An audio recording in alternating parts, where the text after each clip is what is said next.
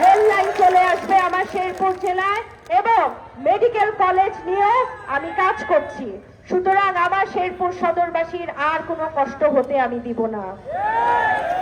এই জুলাই মাসে আজ থেকে ঠিক 2 বছর আগে আমাদের ফ্যাসিস্ট তাড়ানোর জন্য সারা বাংলাদেশ জাতীয়তাবাদী দলের নেতৃবৃন্দ থেকে শুরু করে বাংলাদেশের সাধারণ জনগণ এবং ছাত্র জনতার সকলের প্রচেষ্টায় আমরা বাংলাদেশকে ফ্যাসিস্ট মুক্ত করতে সক্ষম হয়েছিলাম। এই জুলাই মাস আমাদের সকলের জীবনের এক একটি গল্প হয়ে আছে। 24-এর গণ অভ্যুত্থানে আমাদের পরিবারের, আমাদের শেরপুর সদরের অনেকেই শহীদ হয়েছেন, আমাদের শেরপুর জেলার অনেকেই শহীদ হয়েছেন এবং আমাদের এই শেরপুর জেলার যারা শহীদ হয়েছেন তাদের আত্মার মাগফিরাত কামনা করছি।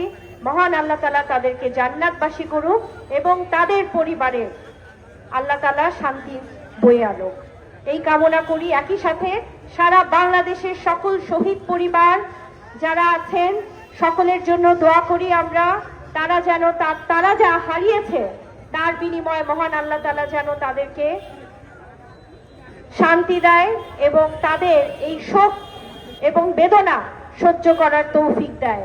একই সাথে অনেকের অঙ্গহানি হয়েছে, আমাদের শেরপুর জেলারও অনেকে আছেন যারা বেঁচে আছেন কিন্তু অত্যন্ত অসুস্থতার সাথে দিন কাটাচ্ছেন।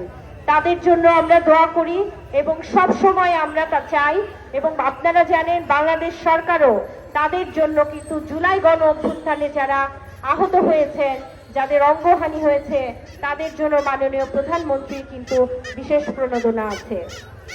সবকিছু মিলিয়ে আমি বলতে চাই আমার শেরপুর জেলা এবং শেরপুর সদরের 2 বছর আগে ফ্যাসিস্ট মুক্ত হয়েছিল। এই ফ্যাসিস্ট আমরা বিশ্বাস করি আর পুনরাবৃত্তির কোনো সুযোগ নেই এবং আপনারা শেরপুর সদরবাসী সাধারণ জনতা আপনারা জানেন বাংলাদেশ জাতীয়তাবাদী দল, শেরপুর জেলা বিএনপি, শেরপুর সদরের সকল নেতৃবৃন্দ দীর্ঘ 17 বছর কতটা কষ্ট করেছে, জেল খেটেছে, মামলা হামলার শিকার হয়েছে। আপনারা এও জানেন আমি এই শেরপুর সদর থেকে ধানের শীষের প্রতীক নিয়ে 2 বার ইলেকশন করেছি।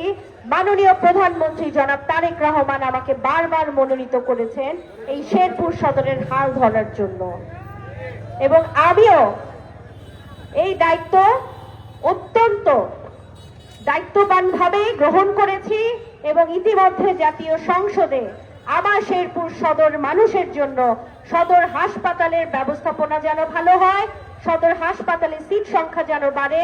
অলরেডি আমাদের আইসিইউ ওপেন হয়েছে এবং সামনে রেল লাইন আনার ব্যবস্থাও আমি করছি। খুব দ্রুত রেল লাইন চলে আসবে আমার শেরপুর জেলায় এবং মেডিকেল কলেজ নিয়ে আমি কাজ করছি। সুতরাং আমার শেরপুর সদরবাসীর আর কোনো কষ্ট হতে আমি দিব না। একই সাথে শেরপুর সদরে যেন একটি বিশ্ববিদ্যালয় হয়, আমি জানি না হতে সময় লাগবে কিন্তু খুব দ্রুত আমি আনার চেষ্টা করব। রেল লাইনের জন্য মাননীয় রেলমন্ত্রীর সাথে যোগাযোগ করেছি, এটা এখন পরিকল্পনায় আছে। খুব দ্রুত এটা নিয়ে আমি কাজ করার জন্য বারবার যোগাযোগ করছি এবং ইনশাল্লাহ খুব দ্রুতই আপনারা সুখবর পাবেন।